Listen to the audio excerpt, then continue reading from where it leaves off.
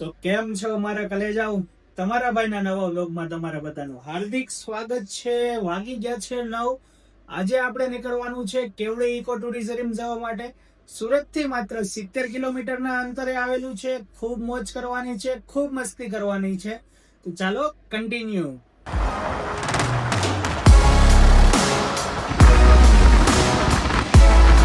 વાતાવરણ થોડું સારું હતું તો થોડી વાર અહીંયા આપણે વડલા નીચે ઊભા રહ્યા. વરસાદ આવતો હતો એટલે આપણા નેમિશભાઈ ની બધા જો અહીંયા અત્યારે ઓરવાંગડા બની ગયા. જો નો હોય ને જ્યાં આવે ને ત્યાં પનોતી ચડી જ જાય છે. જ્યાં આવે ને ત્યાં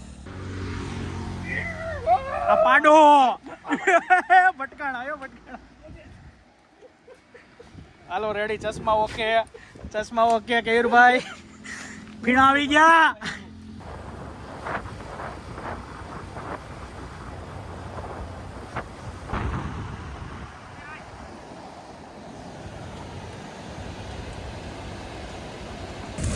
મિત્રો હું જાદુ બની ગયો. વરસાદ આવ્યો છે ને આપણે અહીંયા કેયુરભાઈ ને નેમિશભાઈ ની જો અત્યારે જાદુ બને છે. એ જાદુ કેમ થયું? નથી આવડતું? મિત્રો અહીંનો કઈ નજારો કઈક નેક્સ્ટ લેવલ છે ને બહુ મસ્ત છે. કઈ આપણે કેવડી ઇકો ટુરિઝમ છે ને કઈ 9 કિલોમીટર પહેલા આવે છે. કઈ લાખી ડેમ કરીને છે. નેક્સ્ટ લેવલ વ્યૂ છે, બહુ મસ્ત છે ને ફેમિલી સાથે ખરેખર આવવા જેવી વસ્તુ છે. ફૂલ આનંદ માણવા જેવી છે. અને અત્યારે ચોમાસાની સિઝન એટલે આખું લીલું છમ થઈ ગયું છે. મિત્રો એકવાર ખાલી વ્યૂ જોવો, તમને બતાવું.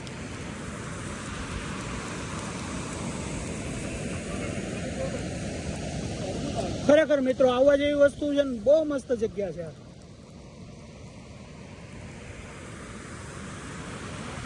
અહીંયા લોકો કઈ માછલી પકડે છે અત્યારે. હાલો મિત્રો, ધીમે ધીમે આપણે કેવડી ઇકો ટુરિઝમ બાજુ નીકળીએ.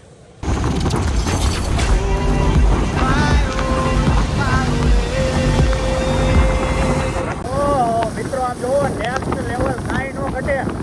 એકદમ ખતરનાક વ્યૂ છે ને ટોપી ઉડી જાય છે. જાદુની વિસ્તાર છે.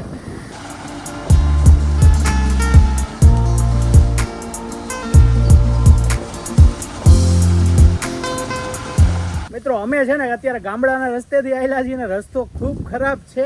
નેમિશભાઈ ની અત્યારે જો અહીંયા પાછળ રહી ગયા છે. બહુ ખાડા છે મિત્રો. અડધું ટાયર છે ને આ ખાડામાં ડૂબી જાય છે મિત્રો. જે ખાડા હે જાઓ દે. ધીમો ધીમો ધીમો ધીમો ધીમો રે.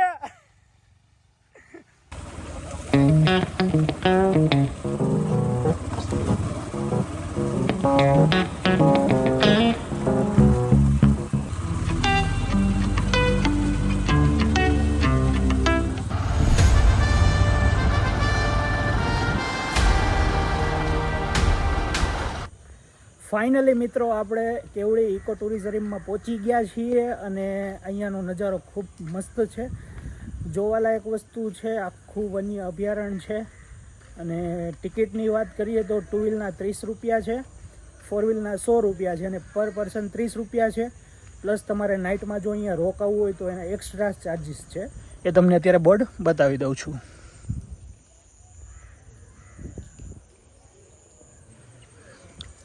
બહુ મસ્ત જગ્યા છે મિત્રો. આખું વન્ય અભયારણ્ય જેવું લાગે છે. એનો ગેટ છે ને ચાલો હવે અંદર જઈએ. ફાઇનલી મિત્રો જો ટિકિટ લઈ લીધી છે અને હાલો આગળ વધીએ.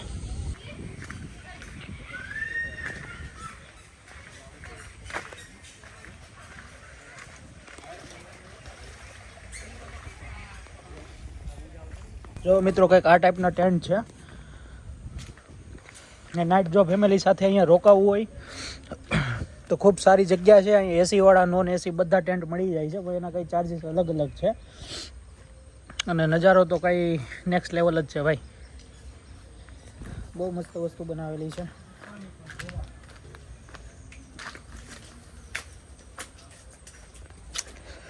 જો મિત્રો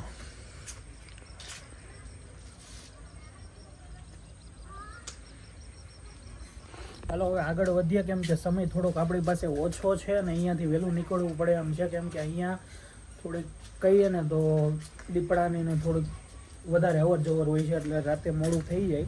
તેના માટે ચાલો અત્યારે આપણે ફટાફટ બ્લોગ શૂટ કરી લઈએ અને થોડીક મોજ માણી લઈએ.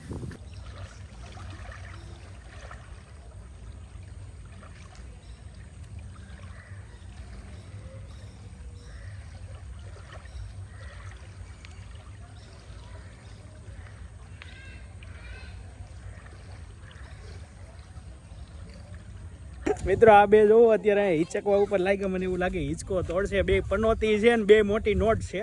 આમ જોવો તમે ખાલી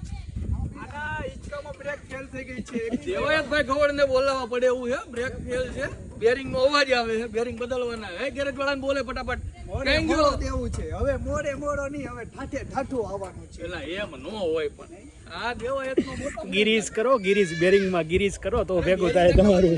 બેરિંગ બદલવાના જ છે ભાઈ, આ હાલે જ નહીં.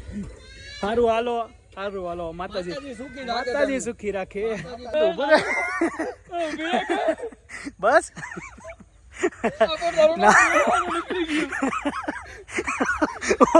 સ્લીપ મારી ગયો. રેવા દે, પડશે રેવા દે. ઊભું રાખ. બેહીશ હવે કોઈ દી? હે બેહીશ?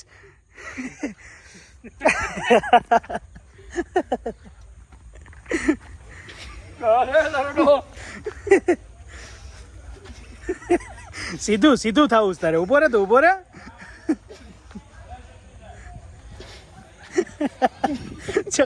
ચક્કર આવે છે ને, એને ચક્કર આવે. પડશે હવે, રેવા દે.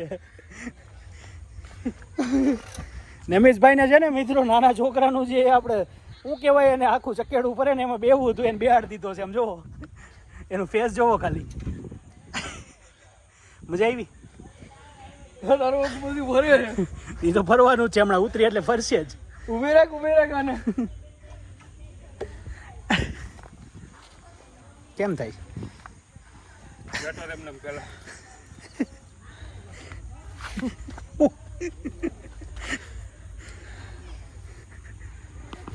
તો મિત્રો આપણા બટેકા પૌવા અને મેગી આવી ગઈ છે, તો ચાલો હવે ખાઈ લઈએ. મિત્રો વરસાદી વાતાવરણના હિસાબે ઘણી ખરી વસ્તુ બાકી રહી ગઈ છે. વન્ય વિભાગવાળાએ થોડો લોક મારી દીધો છે, તો ઘણું ખરું બાકી રહી ગયું છે. જો આ બ્લોગ તમારે બીજી વાર પાછો જોવો હોય તો મને કોમેન્ટ કરી નાખજો યસ. પ્લસ આશા છે કે આ વિડીયો તમને ગમ્યો હશે. જો ગમ્યો હોય તો લાઇક, શેર અને સબસ્ક્રાઈબ કરી નાખજો. મળીએ એક નવા બ્લોગમાં. જય માતાજી.